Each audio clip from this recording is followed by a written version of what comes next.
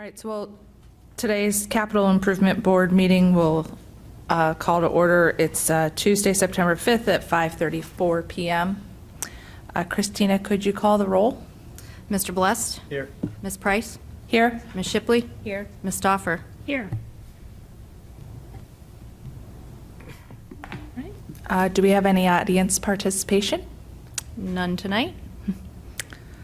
So today we're going to talk to the department heads in reference to 2024 capital budget requests. So first we'll speak with Nate from Wastewater Management.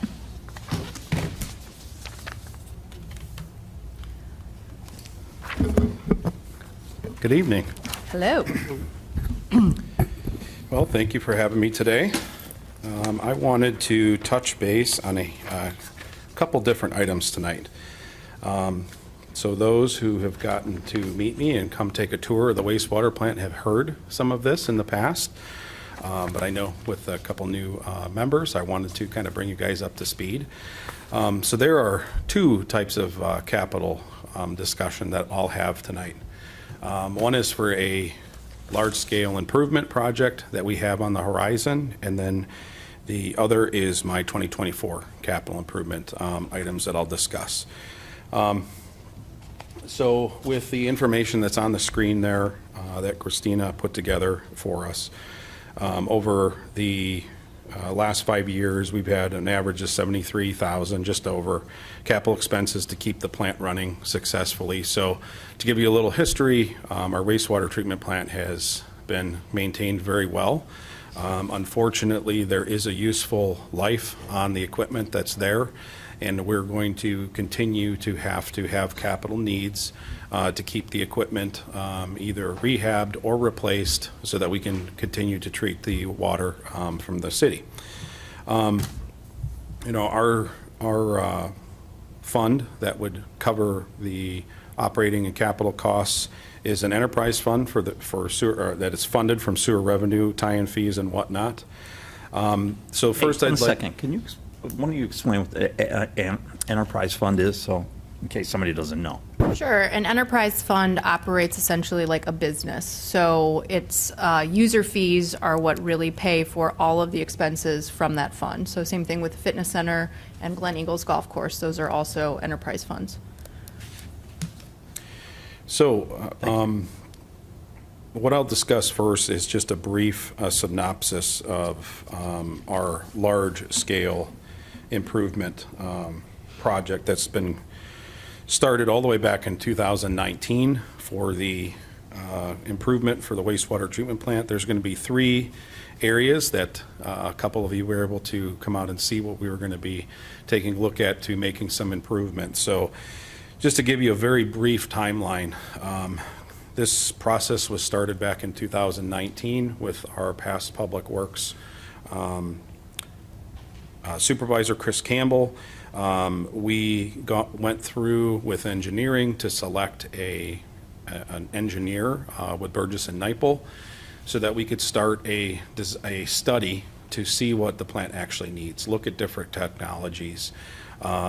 We went out last year and actually went to 7 or 8 different wastewater plants to see some of these technologies in action, which allowed us to talk to individuals like myself, supervisors, workers, what they liked, what they disliked with this different type of equipment. So there's 3 main areas that we are going to be tackling with this large-scale project.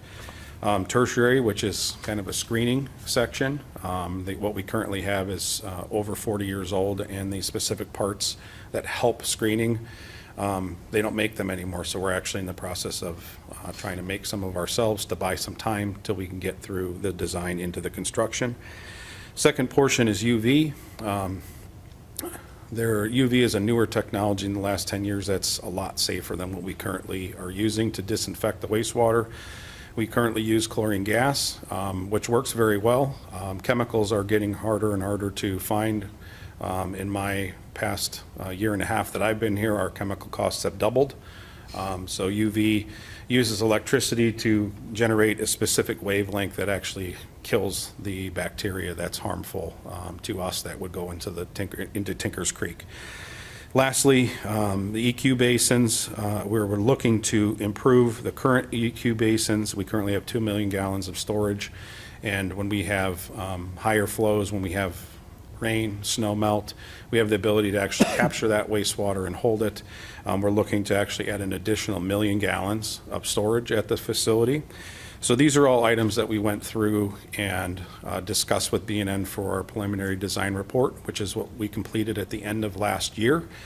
B&N put a nice report together for us with some estimated bid costs for us for the design and for the construction so that we could start establishing a plan.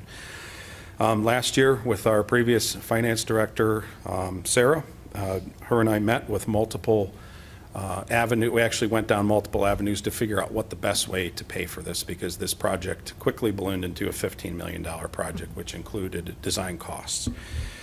So we met with multiple agencies and came to the best conclusion to finance this with a 0% loan through OWDA. So there's nomination forms that are basically placeholders, and then there's applications that we actually applied for the design portion of it and were awarded earlier this year. So we're currently working on our design. We're going to have our 30% included or completed in October. We did look for different ways to see if there was any kind of grants or principal forgiveness. Unfortunately, Twinsburg is too well off. Most of these things actually go off of medium home income, and that's a great thing to have a city be that way, but unfortunately for the municipality side of that, it doesn't help us. But one thing that we will get some money back for is part of this project is going to be replacing one of our emergency generators, so we'll get some money for that. And then we also have an agreement with Summit County that will help provide some assistance for the flow that we are taking from Reminderville with it. So I wanted to just briefly go through that process for those that, didn't hear me talk last year or weren't on the tour that I hosted last year. And so the game plan at this point in time is to proceed to work with the OWDA, WP, CLF, which is part of the wastewater funding, to actually apply for a loan, low interest, if not zero, based on our qualifications for next year for the actual construction. Now, as part of the planning with that, we have part of my operating budget this year, I'm going to be performing a sewer rate study to just ensure that we have the money that we're going to need to be able to pay for this stuff in the future. I have this large-scale capital cost, and to transition into my 2024 capital requests, I'm still going to have things that I'm going to need beyond what's being touched at the facility with that specific project. The capital improvement large-scale project won't actually show up as part of our capital improvement request for probably 5 years, just based on the timetable of when we were to go put this out for bid to when we actually would start making payments. And correct me if I'm wrong, but currently, with the funds that we actually receive from the Reminderville flow, they will nearly cover that, but we also want to make sure that we have an emergency fund in case something happens. We don't want to just, keep everything quite, real tight. We'd like to have a little bit of a pad fund in the event that something were to happen in emergency. That's correct. And just to add, part of the OWDA process is they require you to do a sewer rate study. So it's not like the city's going out and just arbitrarily saying, yeah, we need to raise sewer rates. It's part of their loan process to see if you're going to have the funding available over the next, starting at 5 years, but it's a 30-year loan to actually pay for your request. Mm-hmm. Okay, so we'll move forward then to the 2024 capital improvement requests. So I have 5 items this year totaling $140,000. The first item is some new dissolved oxygen probe replacements. Originally in the plant there were 12. What I want to do is replace 6 of them and strategically place them so we don't have to replace all 12 of them. They're still going to give me the same output of what I'm going to need. They're also going to give us more accurate results so that I can actually help reduce my electrical consumption with the blowers that add the air to the tanks. So in the future, you guys will see some other components for the aeration tanks. These are the first stage of that. This equipment will tie to other units that will be a little more automated, which will just increase the energy savings with being automated based on air with it. The second item are some rollers for our belt filter press. We have 2 units that are 40 to 45 years old.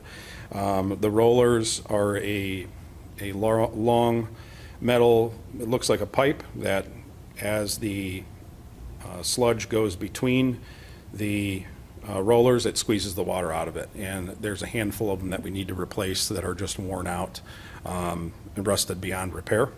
That'll help reduce the amount of water that's actually in our cake with it. That's what dewatering is. It's to remove the water of our sludge before we take it to the farms to land apply it. Number 3 is the request for an emergency portable pump and a trailer rehab. So with the lift stations that are in the city and the size of our collection system, which is what brings the water to the wastewater plant, we don't currently have a pump that's reliable to actually help us out in the situation if we get into an emergency. If we have a lift station that shuts down and we can't get the power, we don't have any way to emergency bypass this. We have a small pump that's about 46 years old that's semi-reliable. The last 2 times that I needed it earlier this year when we had situations, it did not work as we hoped. So what I was requesting this year is an emergency pump, which would be in a enclosure that could actually be mounted on a trailer that we currently have. We would rehab the trailer, build it out, put the pump itself on it so that it would be a mobile pumping station that could actually handle almost all of the flow at any lift station if we had an issue. The pump itself is in an enclosure so that it's quiet if it's out in the neighborhoods running. So it would be about as loud as my voice is right now for decibel limit wise, which is, I know if I was a resident and had to listen to that, it would be a little bit easier.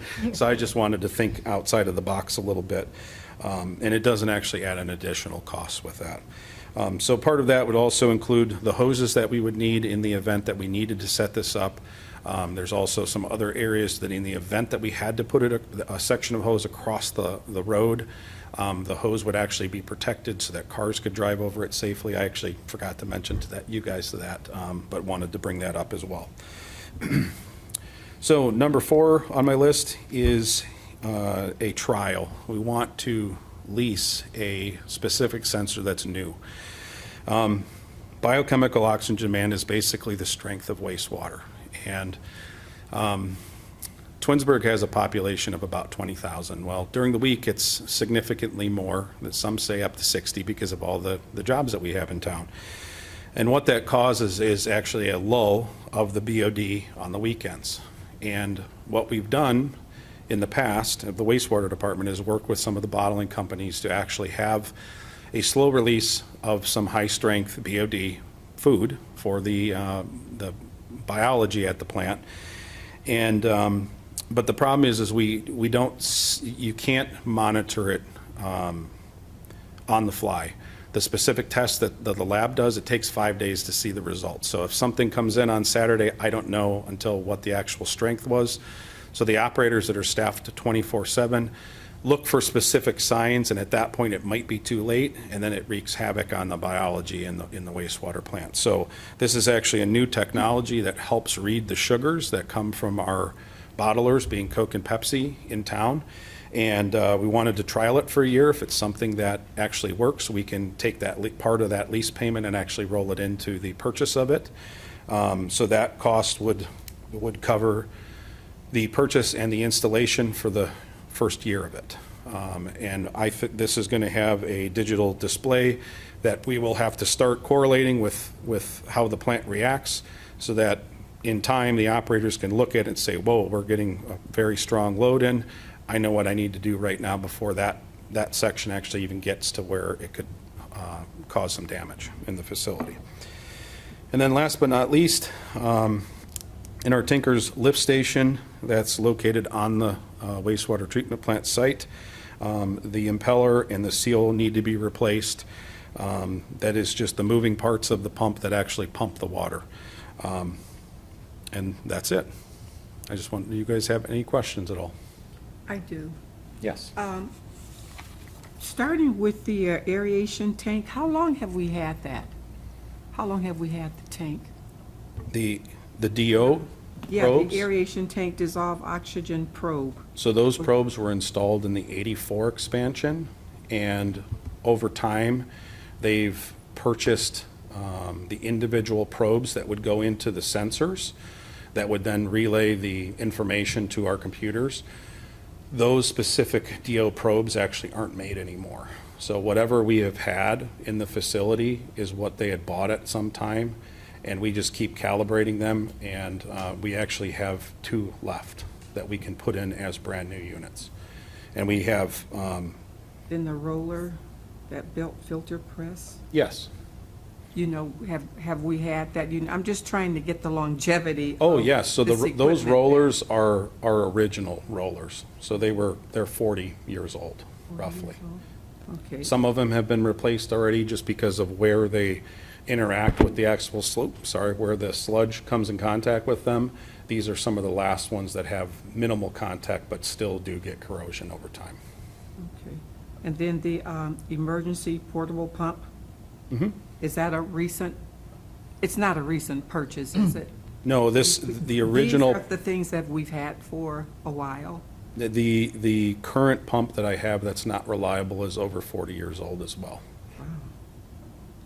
And then the, okay, we lease to own this biochemical oxygen demand sensor, so are we That's- still leasing that now, or do we? That is actually a new technology. That was something I was looking at when I first started here at the beginning of 2022, and they didn't have anything that read the actual sugars that we have. There was actually an expo that my chief operator went to this spring, and just so happened to run into a vendor that was there that said, hey, just an FYI, we now offer this. So that's something that's very new that actually will benefit us. There are other types of BOD sensors, they just would not read the specific types of sugars that are coming in with it. So it's not anything that we actually have had in the past. It's a new item for the facility. All right, and then the replacement impeller, that's the 10,000 for the lift station pump? Yes. So that is replacing the internal pumping parts of the current pump, one of the current pumps that's in Tinkers Creek. Lift station, it is a 25 to 30-year lifespan. There is maintenance that has been done with making adjustments to keep the impeller where it's supposed to be efficient in pumping, and over time, they just wear out. You know, the metal itself just starts to degrade, and the pump curve itself, where it should pump, it's well below where it should be. So we're actually spending more energy to make it pump the same than if it was new. I'm sorry. All right, all right, Okay. thank you. I have a question, Nate. Yes. And first of all, I did do the tour last year with Nate. It's amazing that whole treatment plant over there, and he knows his stuff. Like Right. he knew everything, and the guys that were there knew everything. Okay, so maybe I don't understand, or maybe you said this, that UV, that new technology for testing the water, did I hear you say it's electric? So like, it's actually plugged in, like if we lost power, would it? So Have a the way that generator would with it? work is there's currently a backup generator that's on the back side of the facility. And if we were to lose power, it would automatically switch over, and then there was power to keep all of the treatment equipment going. That's actually the generator that we want to replace as part of this project that I mentioned. We'll get some money back for that, so that in the event power does go out, it would be off and then come back on very shortly. So there'd be a very short period, a short window of no power for them to turn them back on. Yeah, I assume the whole plant has a generator with Yeah. it. And I guess I'm confused. So the 15.5 million is coming from that enterprise fund? So we're not asking for that right now. What you're asking for is the 140. That's correct. Okay. I just wanted to make you all aware that this is something that's going to be coming, and there'll be payments for 20 to 30 years, depending on what we get for interest rate aspect. But that total of 15 million includes the design, because we actually are going to be able to roll the design loan into the construction loan to prolong payment on the design aspect to when the whole project is complete. So that entire amount of 15 million includes the 1.33 that we're currently working with for the design aspect. Okay, thank you. Any other questions?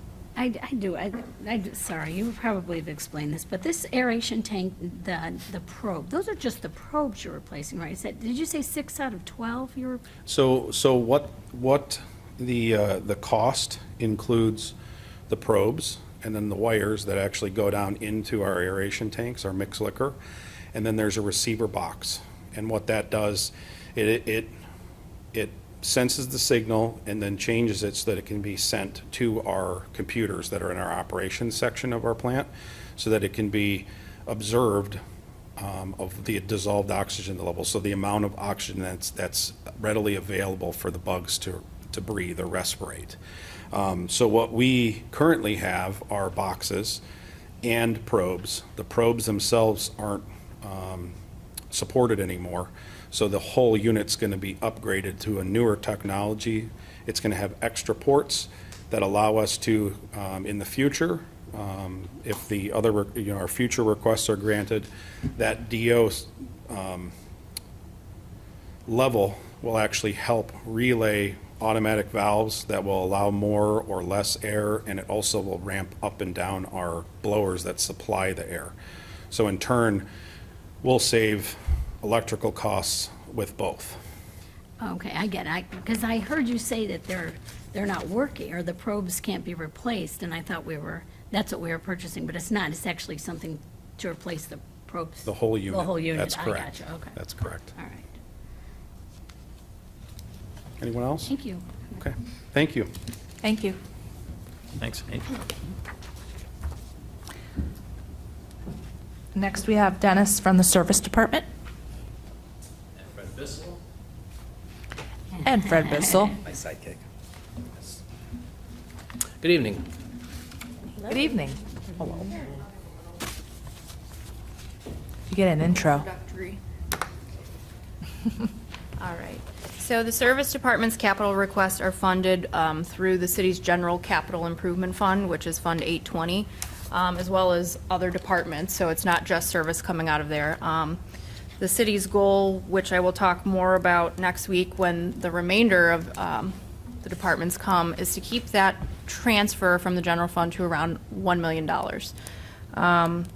So I want to say over the last 5 years, I was doing the slides for next week, I think we've transferred over average like 1.3 million. So we're looking to reduce that a little bit, but still stay within that same range. So over the last 5 years, Service Department has received around $392,000 on average annually. Last year, that was a little bit higher at $588,000. And this year they're requesting, it was $524,000. I do have two corrections. So as the mayor was speaking a little bit before the meeting, the community center roof is going to be removed. We did receive some insurance money for the storm damage that has occurred over the last couple weeks. And then in speaking with Dennis, we're going to move the senior center roof out to 2025 because that portion of the roof is really in better shape than the community center. So I will give you an updated capital list for next week's meeting, but we will remove those two from discussion at night. Thanks, Christina. So with the community center roof replacement, like Christina was saying, the reason for that replacement is missing shingles, ventilation issues, and age are the contributing factors. With the new roof replacement, we're going to add some ventilation upgrades, which will include the addition of hip vents, which those are basically halfway down from the top ridge all the way to the midpoint. That's going to kind of promote positive airflow. Like Christina was saying too, we're going to pause the senior side because there's no indication of leaks and stuff like that. By replacing a decent roof, get 2 years out of it. Service department man doors. We're going to replace 7 man doors throughout the whole service garage due to unrepairable conditions, including rusted frames, rusted doors, and outdated hardware. The replacements are necessary not only for security reasons, but also to keep our costs down for heating and cooling during the winter and summer months. Toro Field Pro Ball Field Tractor. This is one of my favorites. Basically, with the upgrading with all our fields in the city at this point, where we did 4 at Liberty, and 1 was completed during the actual construction phase. We did 2 at Glen Meadow. We also are working on East Ottawa at this point.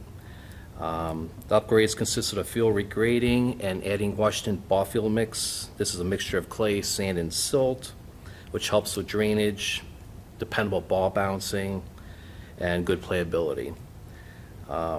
The weight of the machine that we have right now is just oversized. It's too heavy, and it'll destroy our clay that we're putting on the fields to enhance, the product. So that's why we're looking for a smaller vehicle. And also on top of that, this is going to be a one-time drag versus the machine we have now. You have to kind of go around the field 5-6 times. This will eliminate that, make it more efficient, we'll get more done, and a better rate. Let's see what else about that one. Nothing.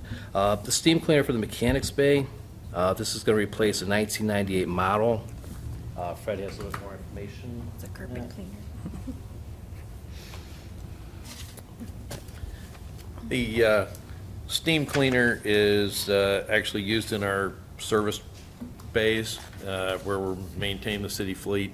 And it's one of those items that we literally use every day.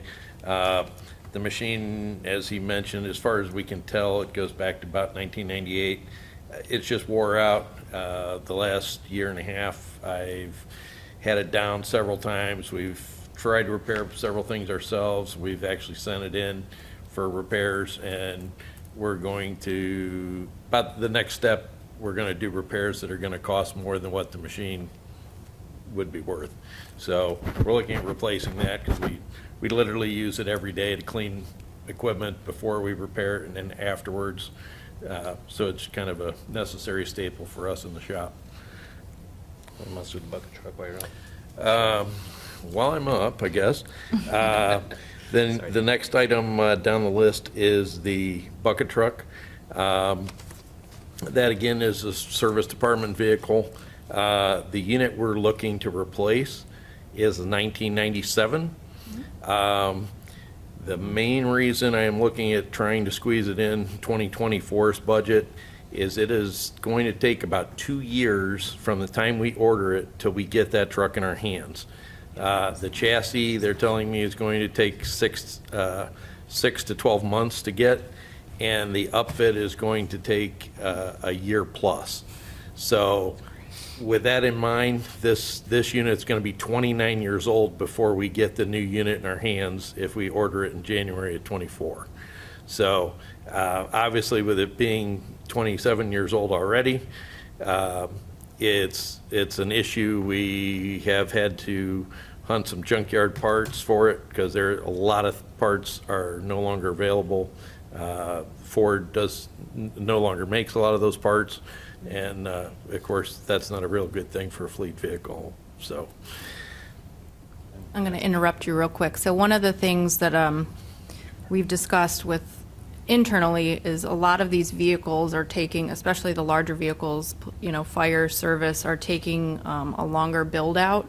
So while we would ask the capital improvement board to, consider the request, we actually would not make the payment until we receive it. So a lot of the vendors are taking orders, but they're not necessarily requiring a purchase order, so you don't have to encumber the money.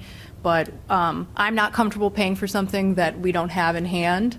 I think the mayor feels the same way, so depending on what the build-out is, at this point, we probably wouldn't be paying for it until 2025. And the next item down the list, actually, should have it up there. The chipper, that's a wood chipper, again, used by service department. You've probably all seen those going down your streets, especially recently.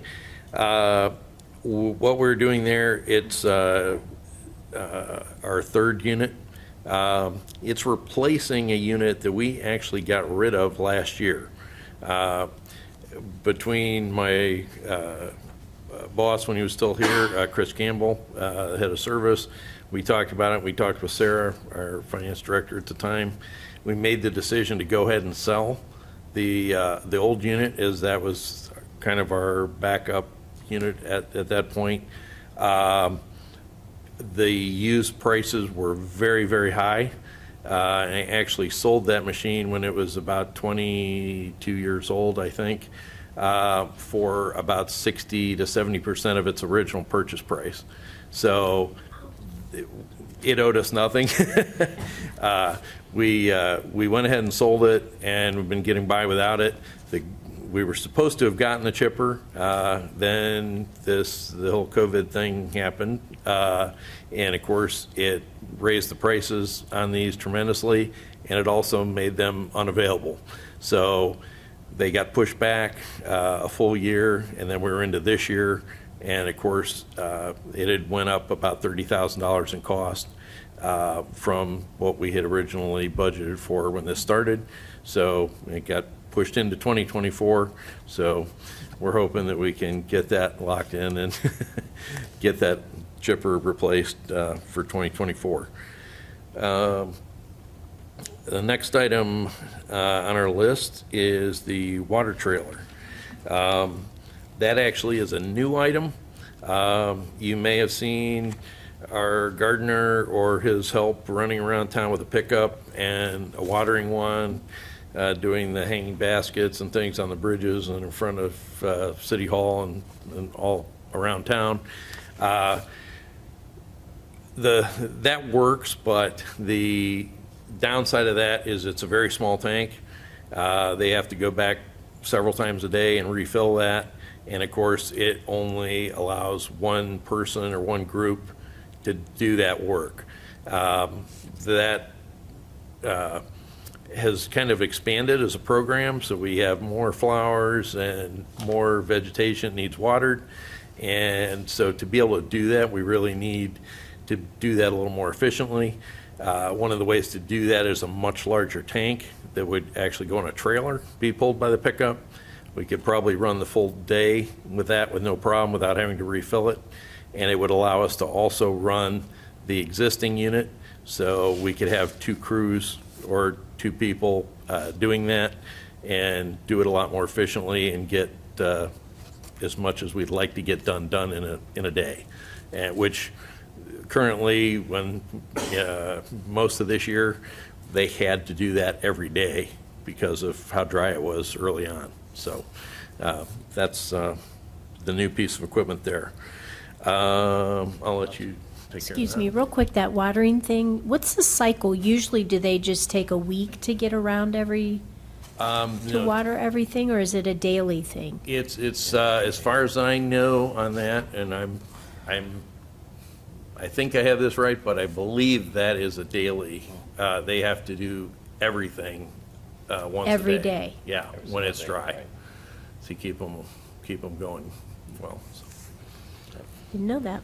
We do have beautiful plants this Yeah, year. they I are don't know who's in charge, but these things are gorgeous out Tim's here. running a building. Wait till next year. That's why we want to enhance this whole product. Just begin. Yes. All right, so next on our list is the Alta Link copy machine. This unit's going to replace a 2015 Xerox Work Center model 7835. As these copiers age, it's getting harder and harder to find replacement parts. The cost per page becomes more and more expensive. By purchasing this copier, we will receive the best pricing for the cost per page and the maintenance agreement as well. Per our IT department, this copier is well past its prime. For right now, our Public Works present costs are for black and white, we're at .019. Our color is .16. Our maintenance costs estimation is $283.12 per month. That's new machine coming in. If we get it, it'll be our black and white copies will be .008. Then our colors will be .070. Our maintenance cost is estimate is going to be $123.92 per month.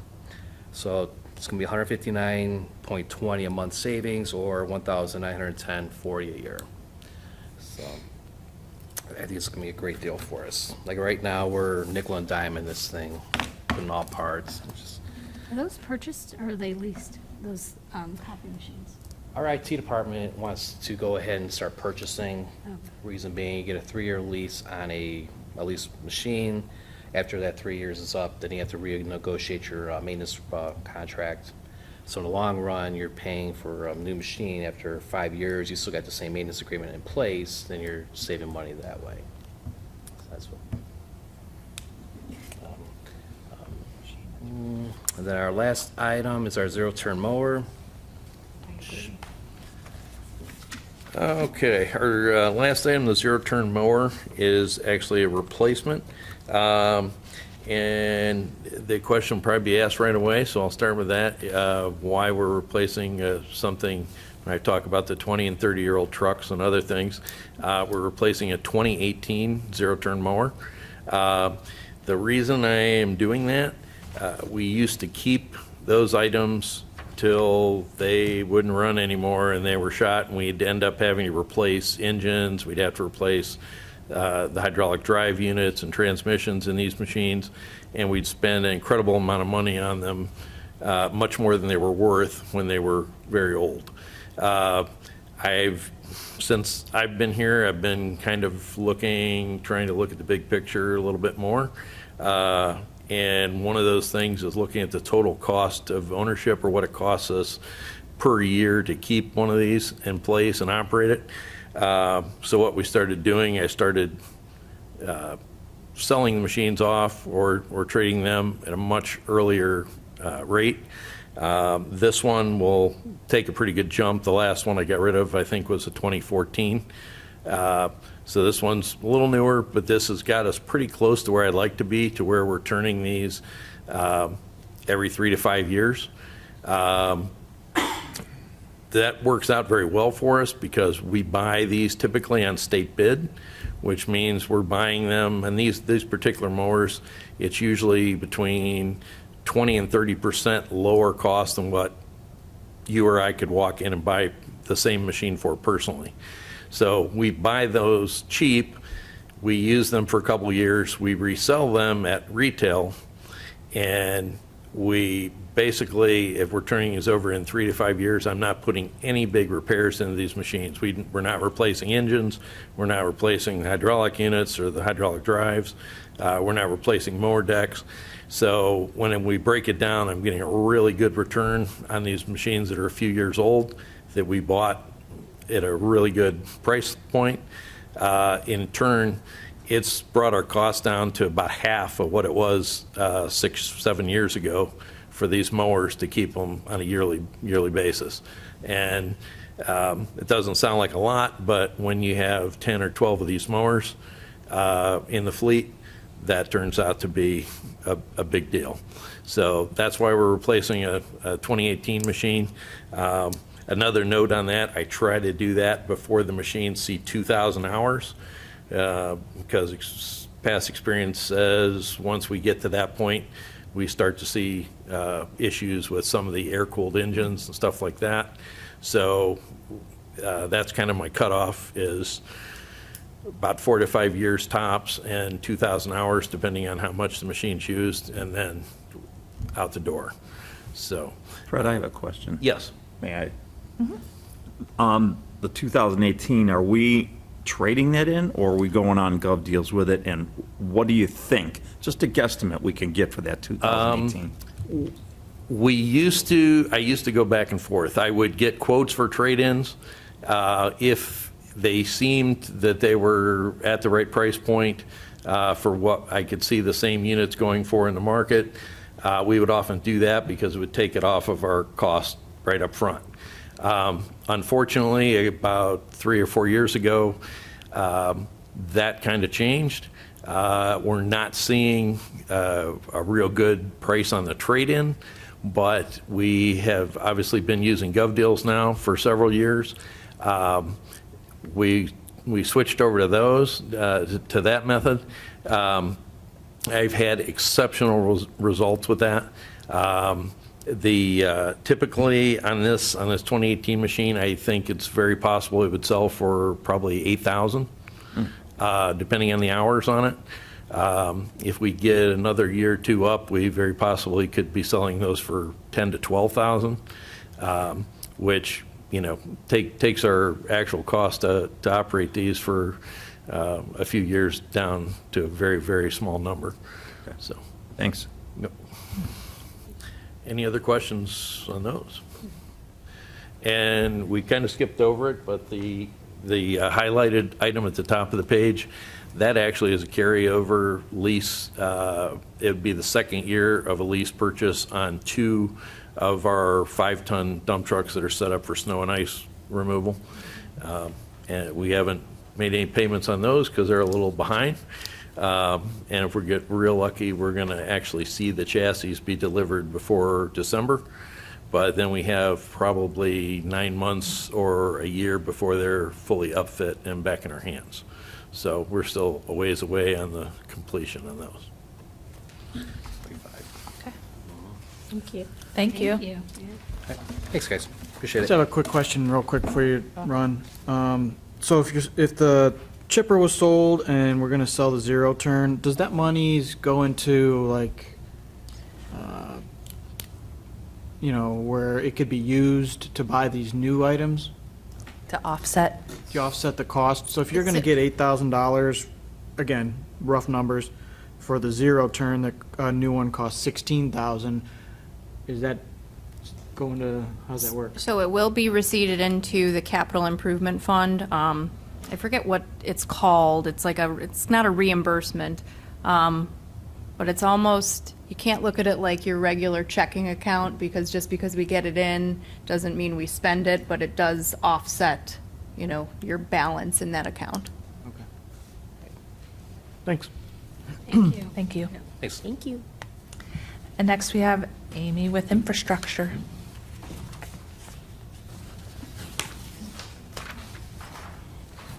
You brought drawings.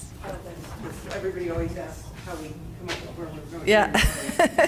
And I learned years ago that it was easier to say, well, I might be doing 3 roads over in this one part of the city and I'm not doing any here, but I get to them all.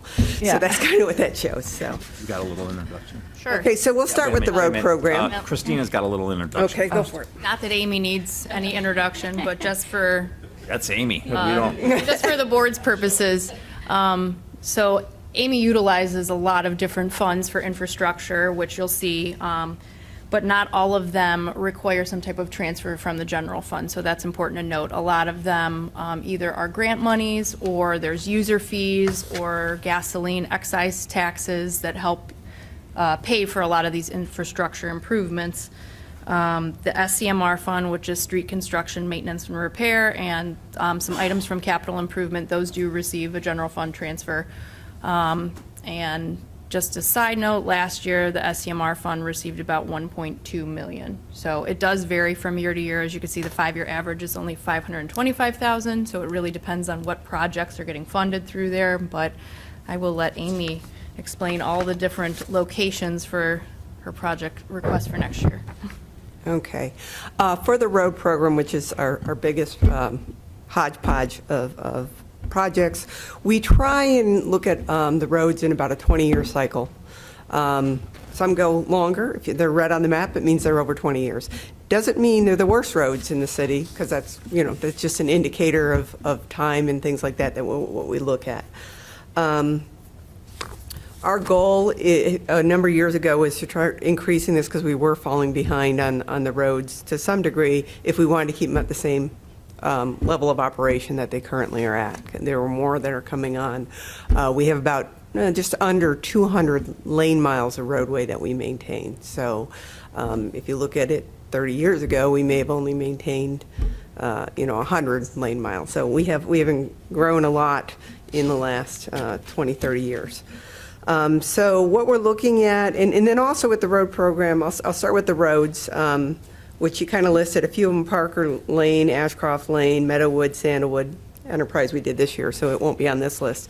I wouldn't give her a full list of the roads. We're still evaluating right now. We've just finished our construction, so we're out in the field evaluating. What I do is I pretty much have the next 3 years, and then we play musical chairs with those roads. So until we do that complete evaluation. But we anticipate being like Meadowwood and Sandalwood being reviewed here in the next month. We're looking at Metairie Parkway. We're looking at Oakwood, Bellaway, and Silver Oak, Ashcroft. So these are roads that we're kind of looking at. We don't know how they're all going to shake out. We'll probably also put some alternates in the bid process because, the bidders that come in, they can be $500,000 difference between party A and party, Z that bids. So with the road program, we also put in things that are paid for out of the capital fund that can't be paid with these extra funds for gas taxes. So we're looking at the parking lot over here behind the building department and the fire department. If you've been over there for any of the open houses, you see it's a patchwork quilt and kind of falling apart.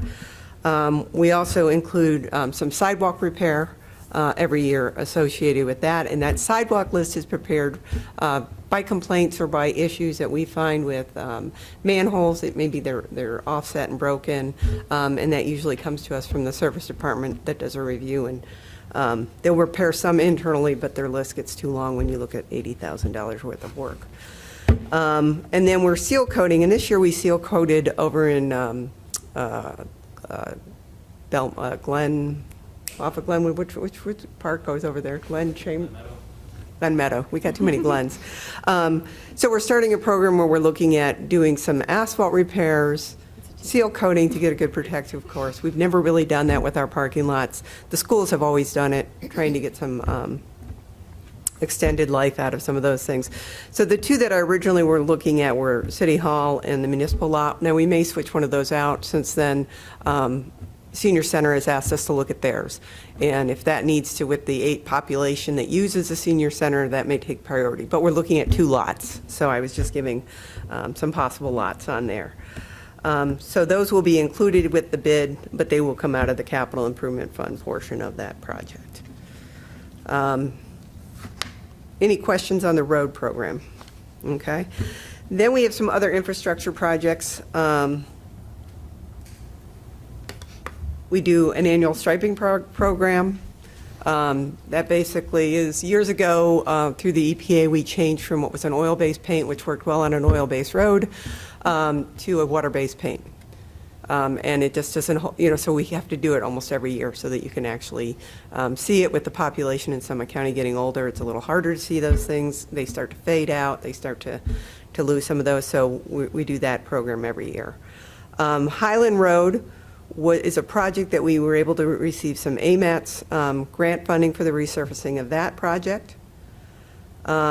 State Route 82 is done through urban paving with the state. The state routes within the city of Twinsburg are our responsibility for maintenance. We plow them, we do everything associated with it. But they have funding available if you apply and say, hey, we want you to do this, they'll pay 80% of a resurfacing. So that project should be coming on next year, and we'll be picking up 80% of that. And that is from the Tinkers Creek Bridge over there going to Herrick. So it's that little jog, Ravenna, East Aurora Road, which makes up 82 over there. And then we have the Ravenna Road intersection, which has been 20 years in the making. We're looking at bidding that. So as far as construction, you'll see some of this funds for right-of-way work. We're doing right-of-way work, but we want to be able to bid and make that award at the end of the year so we can start on that as soon as possible.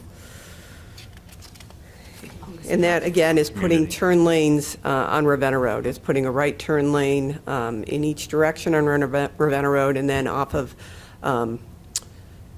Shepherd Road is putting a turn lane in there as well. So it doesn't really change the alignment, it just creates a larger capacity for moving vehicles through that area. And that's a four-community project there, Yes. between Oakwood, Glen Willow, Macedonia, and Yeah. Twinsburg. So we do have AMAT's funding for that, and we also have the 4 communities. So ultimately, the 2 projects, the project that was done a couple years ago and this one, kind of rolled together to figure out what the cost of the overall projects, and each community is paying 25%. So that's good there. We also have an Ohio Public Works application in trying to get some more deferred funding for that, but we won't know if we get that, and there's only a one-time shot on that for timing-wise. We're looking at sewer lining. This is the 3rd phase of a sewer lining of a large elliptical corrugated metal pipe. We had a failure on a few years ago and did an emergency repair. We did receive Ohio Public Works funding for Phase 2. We applied last year for Phase 3, didn't get it, and we just applied again for Phase 3, trying to get some funding for that. And then we have the interceptor sewer, and this is a sewer that runs from Glenwood in the Tinkers Creek corridor. It's almost like the hiking path that is the grass hiking path from East Idlewood Park that takes you to Glenwood. It's near the bikeway, but in some ways it's just the paved sanitary sewer easement there. We will be running a parallel relief sewer in there. The current sewer is 15 to 18 inches with the Reminderville flow, with the whole flow from the area. We do get peaks in that, along with the age of the system. So instead of just increasing the size of that pipe, having to worry about how we are going to control the flow while we do that and the aging of it, we're actually putting a parallel sewer in, and we're allowing a connection between the older and the new one to allow us for those peak flows. Right now, we do have backup into one of our manholes. It doesn't come out of the manhole, but if it did, it would go into Tinkers Creek, and that would be a problem. So we currently have an application in that we're hoping to receive some funding from Ohio Public Works. And then the final one on the sewer infrastructure is and the utility infrastructure is just our emergency funds. We always basically fund some emergency repair money in the budgeting process. The sewer improvement's a little higher this year. Sewer maintenance has a project they want to do with a section of pipe for lining that they already know about. So we figured we'd just buffer enough so that we can cover that, plus what we don't know. And then, so that at the end of this, you have some other infrastructure projects that basically will still be bid out this year, which is Glenwood water line. Again, it's a section of water line from East Idlewood to the Tinkers Creek Bridge on Glenwood. It actually is in the pavement area, the way the system works there. And we have money in the future from AMATs to resurface Glenwood, so we want to make sure we get our infrastructure underneath done before we come through with the resurfacing. We did receive some emergency funding just the last month for a bank stabilization project, which is going to stabilize the bank of Tinkers Creek behind the post office, where we have a sanitary sewer that basically is eroded and causing movement in that sanitary sewer. So we're fixing the section of sanitary sewer, but also doing a bank stabilization project in that area. We still have on the books OD&R projects, and we'll be looking to bid some of these yet this year so that they can turn around and start next year. This was a grant that was received and applied for by the previous mayor, and so it's a $600,000 plus grant. We're looking at the amphitheater. There's that culverted area, that bridged area. The bridge is in bad shape. We're looking at extending the culvert, realigning some of the roadways in there, creating a path that will go up to the back where the picnic tables are and the food court that actually is ADA accessible from the restrooms all the way down through there, and then anybody that maybe has some of those things could easily make their way right off the path and have a seating other than having to sit down in the current pit, because that's about where we can take people with wheelchairs at this point. And sewer service department and Parks and Rec are working on the restroom replacement over there. I think they're looking at taking down that building shortly. And Liberty Pond is a improvement to the existing stormwater pond in Liberty Park to provide water quality treatment over there. It's a requirement of the EPA, but we're using that spoil dirt for our project over at the culvert. So I've been pushing the EPA off for a couple of years. We actually have some money still encumbered. There's a little bit more we've requested due to changing cost on that. So, but that's how we're trying to You never have dirt when you need it. I got dirt when I need it this time, so. So those are kind of our projects, and I'll open it up to any questions you guys might have. I just have a comment that it's nice to see the Door Ridge project. Done? Yeah, it came to fruition, so that's good news. Great. Yeah. Good. Questions? Thank you. Thank you. Thank you. Thanks, Amy. That was painless. That was. I was like, Door Ridge is done. We're not going to talk about it anymore. Great. Okay, sorry. So we have any miscellaneous? Anyone? None? Nope, nope. Thank you. All right, do we have a motion to adjourn? I'll make a motion to adjourn. Maureen I second it. and Shelley. Shelley seconded. Can we take the roll? Mr. Blessed? Yes. Ms. Price? Yes? Ms. Shipley? Yes. Ms. Stoffer? Yes. 6:29. Good job. That was nice.